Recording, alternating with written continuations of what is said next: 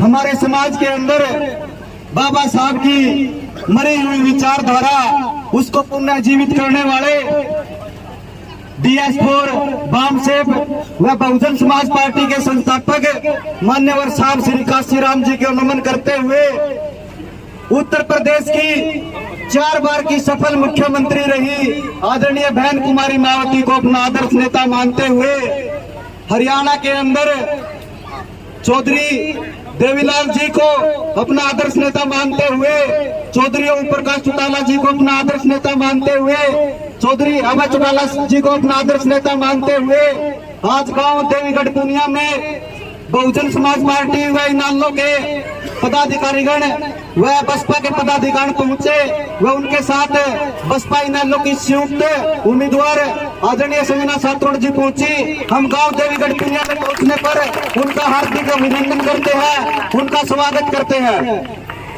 सम्मानित साथियों, देवीगढ़ पुनिया का इतिहास रहा है, यहाँ का एक एक वोटर बहुजन समाज पार्टी का पक्का वोटर है और अब की बार भी आपसे आशा करते हैं हमारी बहन संजना सातोड़ जी को चश्मे के सामने वाला बटन दबा करके आने वाली 5 तारीख को भारी बहुमत से जिताने का काम करेंगे।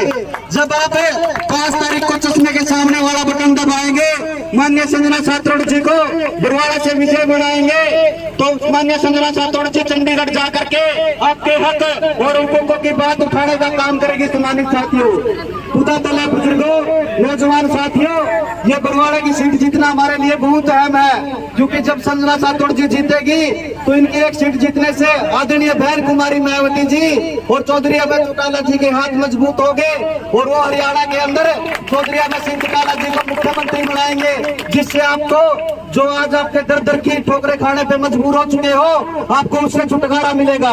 अब मैं अपना ज्यादा समय ना लेते हुए दौर की लड़ाई लड़ते रहे और आज के हालात के ऊपर आदरणीय चौधरी अभय सिंह चौटाला जी और मायावती जी का नेतृत्व कर रहे श्री आकाश आनंद जी दोनों एक कदम ताल करते हुए किसान की, कमेरे की, वंचित की, आज दलित की आज वो लड़ाई लड़ रहे हैं। तमाम साथियों, आज मौका है, 5 साल तक आपका वोट के ठगी ठोरी करने वाले लोग आपके बीच में आपको फिर भड़काने के लिए आएंगे, फिर बहकाने के लिए आएंगे। आप उनकी बात विचार सुनो, उसमें कोई एतराज नहीं, लेकिन वोट का निर्णय आप सोच समझ के लेना। इधर उपस्थित सभी बुजुर्गों को, युवा साथियों को, मेरी मातृशक्ति को, छोटे बच्चों को और मेरे साथ आए हुए BSP और INLD के समर्थकों का, पदाधिकारियों को बहुत बहुत नमन प्राप्त। आप सभी को पता है, जब भी इलेक्शन होते हैं तो नई नई सरकारें बनती हैं। पहले लोकसभा के इलेक्शन हुए थे, तब सरकार बनी थी, अब विधानसभा के इलेक्शन होंगे, तब सरकारें बनेंगी। हमारे पास क्या हक है कि हम अपने लिए अपना प्रतिनिधि चुन सके।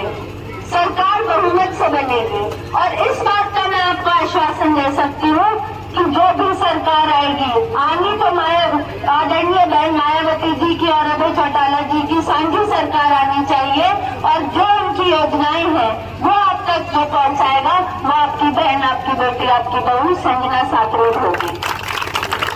और इसी के साथ मैं आपको ये भी बता दूं कि जो भी सेंटर में सरकार बैठी है, जो भी दिल्ली की सरकार जो बैठी है और चंडीगढ़ में जो सरकार बनेगी, उसकी जो भी योजनाएं बनेंगी वो आप तक पहुंचाएगा आपका प्रतिनिधि, जिसको आप मतदान देंगे, जिसको आप वोट देंगे। इसलिए बहुत जरूरी है कि हम अपने प्रतिनिधि को सोच समझ कर चुने। और गाँव देवीगढ़ पुनिया मेरे लिए बहुत अहम है, क्योंकि उसमें घुसते ही मेरे हीरो की जो फोटो है, हीरो किसे कहते हैं? जिसके जैसा हम बनना चाहते हैं, जिसके पद चिन्हों पे हम चलना चाहते हैं। तो गांव में घुसते ही मेरे हीरो की फोटो मुझे दिखती है, प्रतिमा मुझे दिखती है, तो उसके वजह से मेरे लिए गांव बहुत अहम है। मैं हर जगह जाके अपने संबोधन में ये बात जरूर करती हूँ कि अगर बाबा साहेब ना होते तो शायद आपके बीच आज संजना साथरोड भी ना होती। बचपन में जब मैं पढ़ाई से आनाकानी करा करती थी तब मुझे मेरी मम्मी ने बाबा साहेब के बारे में बताया था कि कैसे एक बच्चे के संघर्ष ने उसके पढ़ने की लालसा को उसका सबसे बड़ा शस्त्र बनाया।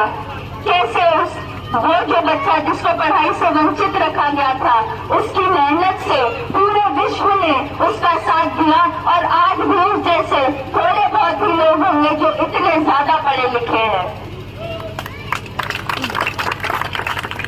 उन्होंने हमें हमारा संविधान दिया, भारत देश को रीढ़ की हड्डी दी। अगर संविधान न होता तो हम इस तरह समूह बनाकर खड़े नहीं हो सकते थे। अगर संविधान न होता तो आज मैं लंदन से पढ़ के नहीं आ सकती थी, मैं पढ़ ही नहीं सकती थी। अगर संविधान न होता तो इस तरह संबोधन नहीं कर सकते थे। अगर संविधान न होता तो आज भी मातृशक्ति केवल घरों में सीमित रह जाती। तो मैं उनको नमन करती हूँ बाबा साहेब के बीच। आज उनकी शिष्य ये प्रण लेकर आई है कि 78 साल पहले जो संविधान में हमारे हक और अधिकार लिखे गए थे वो आप तक पहुंचाने का काम करूंगी। और साथ ही इधर उपस्थित प्रत्येक व्यक्ति को बताना चाहती हूँ, जब आप लोगों के समर्थन से, वोट और सपोर्ट से विधानसभा में बैठने का मौका मिलेगा तो वहाँ बैठी मैं होंगी, लेकिन आवाज मेरे 2 लाख क्षेत्रवासियों की गूंजेगी। और इसी के साथ अपनी वाणी को विराम देती हूँ और आप सभी से इतना ही आग्रह करती हूँ, इतनी आशा रखती हूँ कि हमने नेता तो बहुत चुन लिए हैं, अब जरूरत है हमें एक जन सेवक की। सेवा के लिए ही राजनीति में आई हूँ, तो इस बार मुझे सेवा का मौका जरूर दे।